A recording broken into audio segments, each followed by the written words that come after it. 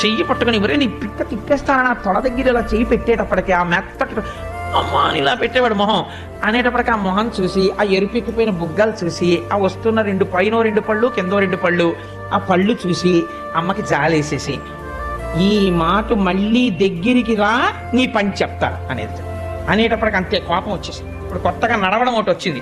ఎలా ప్రవర్తించేవాడంటేట అమ్మ ఇలా దెబ్బలాడగానే టింగ్ టింగ్ టింగ్ టింగ్ అని గంట మోగుతూ ఫైర్ ఇంజన్ లాగా గంభీరంగా అడుగులు వేసేసుకుంటూ కోపం అనమాట అదంతా. ఇలా చేతులు వెనక్కి పెట్టేసుకుని గబగబా వెళ్ళిపోయి నేను ఆడుకోను, నేను ఎక్కడికి వెళ్ళను, నేను నీ దగ్గరికి రాను, నేను ఇలాగే కూర్చుంటాను అని గొంతు కూర్చుని ఇలా కూర్చునేవాడు.